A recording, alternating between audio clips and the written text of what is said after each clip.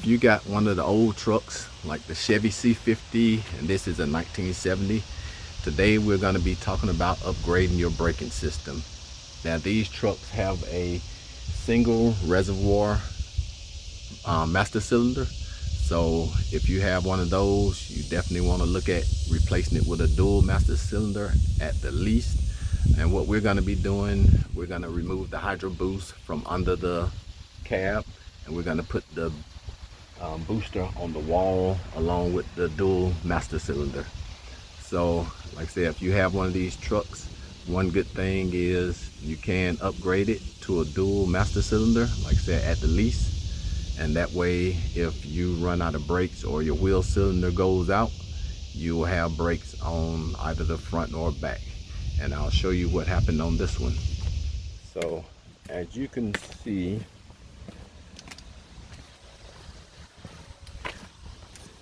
on this one, you can see the wheel cylinder actually went out and started leaking, as well as that one. So we're going to be doing new wheel cylinders also. But the good thing, I was in a spot to where I was able to back it up and kind of run it into a tree, and you can see the nice dent that I was able to use for brakes. So if you definitely have one of the old trucks with the single master cylinder on it, you definitely want to look at upgrading. So first thing we're going to do, we'll be removing this master cylinder and removing the lines that actually run to the booster that's under here. So the hydrovac system is located right here under the cab, and you can see your lines run from up front, and that's your brake line, and it comes back here. So we're going to be removing this booster from here, and like I said, putting everything on the firewall and running new lines to your back and to the front. So we'll have separate lines.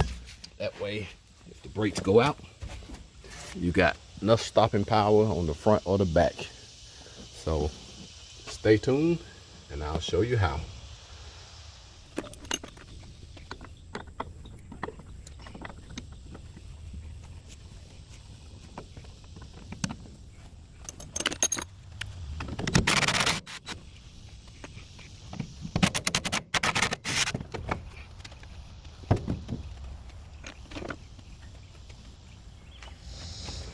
Now I'll show you what comes in the kit when you order it. It's going to be your brake line connectors,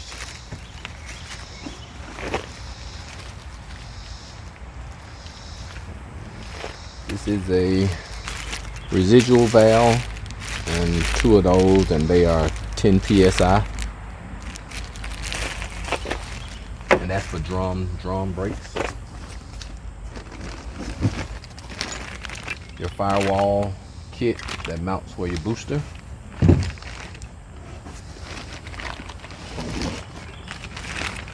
Of course, your dual reservoir master cylinder. Give you a brake bleeder kit.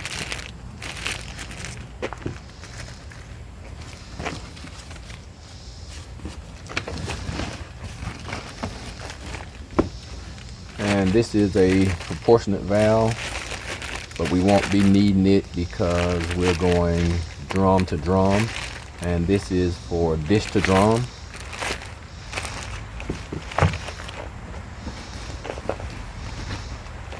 And of course, this is going to be your booster.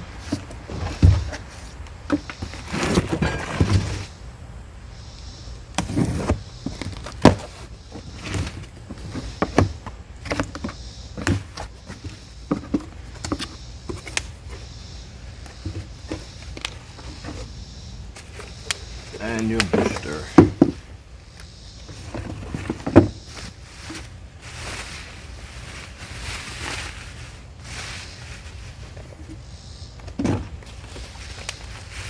This is going to be the booster.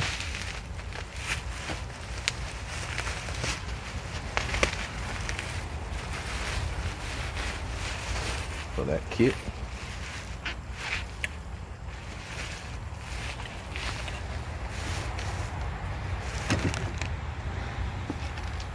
And you got your pin for the back of the booster, depending on what kit you have for the back pin. And of course you got your instructions somewhere. This will probably should be the kit. Yeah, so in here are your instructions also. That's what you get in the complete kit. So we'll get that installed. Here's the setup. So far I got everything set up. It's bolted in to the firewall. Got the pin mounted to the brake pedal. Got the master cylinder mounted.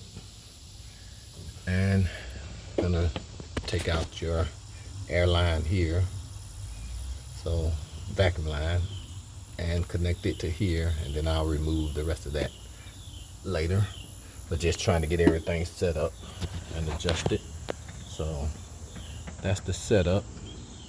Got room to clear the hood, you can see. And then underneath, I'll show you the pedal. I got the pedal adjusted to about a 1/2 inch before it engages. So that's where it engages at.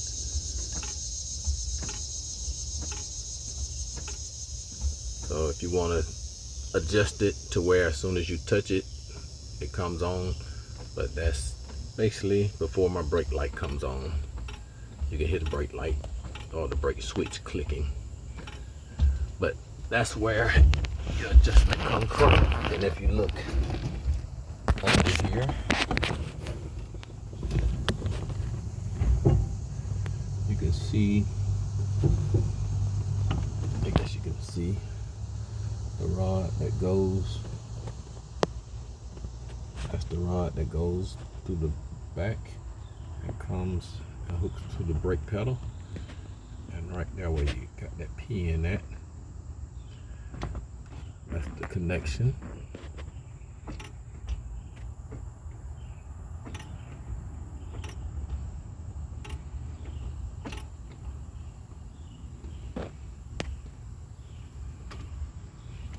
So hopefully you can see it, but I'm going to make the adjustments on that rod.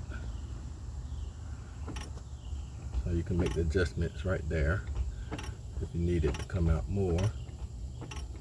Or you can make adjustment down here where you see this rod, threaded rod at. That's where we go through. Like I said, that's how much play I put into it, about a 1/2 inch before. So the next step would be either take off the master cylinder and bleed it, bench bleed it. If you don't have any help, just bench bleed it, unless you can see it from the cab. But you need to basically bench bleed it first. If you have help, you can do it here. Run your lines into the fluid and have someone to barely press the pedal, brake pedal, until you get all the bubbles out. And then next will be to run new brake lines down to the front and to the rear. So stay tuned. Got the brake lines roughed in and went down with a 1/4 inch tube and split off to the front and 1/4 inch there, and it's gonna run back to the back brakes. So that's my back and that's my front, and I'll show you what we got underneath.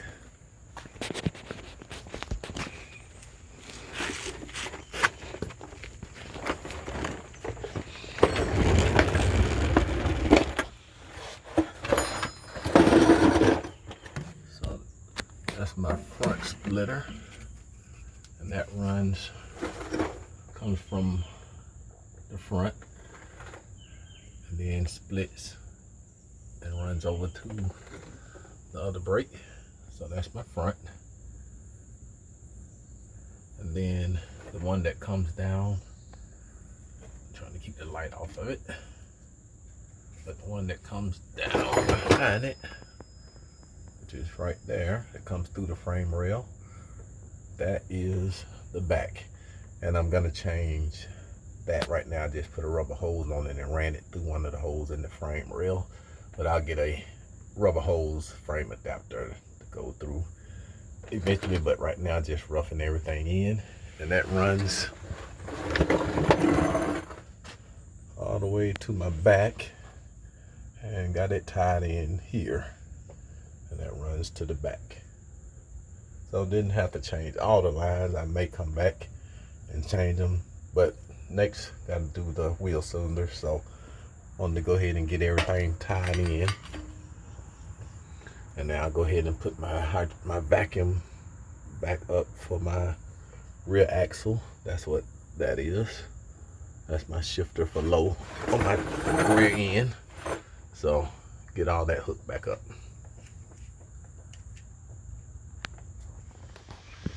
So here's all set up. Got everything roughed in. The lines are plumbed in. And got a splitter here. And this is the vacuum line that goes down to the rear end. And it's a vacuum activated rear end. So that's why I did the splitter, to keep vacuum there, and reduced it to run to our vacuum line here. And so next thing will be to bench bleed the master cylinder, and you can do it on the vehicle if you can see from inside, but I'll just take it off and bench bleed it. But that's the setup.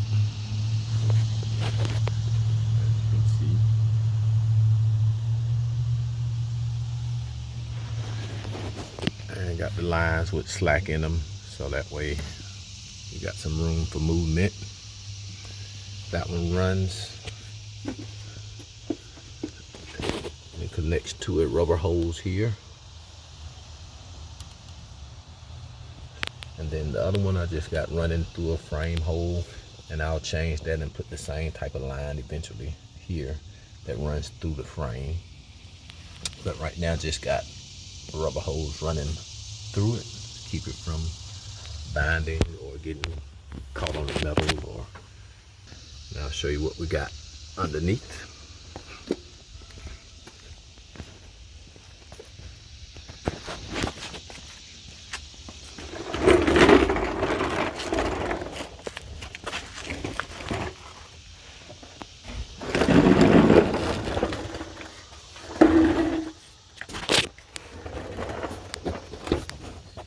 See,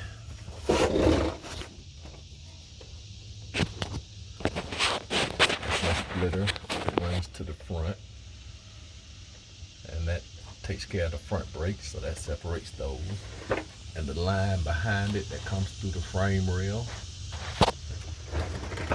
it runs to the rear brakes, which is connected here. And that feeds the rear wheel cylinders. So got everything separated and plumbed, and that's your vacuum actuated for your rear end. So that's where those lines run to. And actually the main line runs to the booster, which is on top.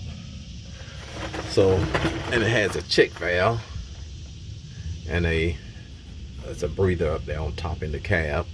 So I'm gonna leave that connected for now and just worry about the brake lines and make sure we got enough vacuum. But that's what that feeds. So that's your vacuum lines coming from the firewall. So next step will be to get back here and start removing the brakes, the wheels, and everything to get the wheel cylinders off. So on both sides. So don't forget to hit the subscribe button, and thanks for watching, and hit the like button and the notification for upcoming videos on the C50, the brake edition. So next step, like I said, we'll show you how to bench bleed the master cylinder. If interested, I'll show you how to make brake lines. And next, like I said, we got to remove the rear tires. So stay tuned and look for the next edition. Talk to you later.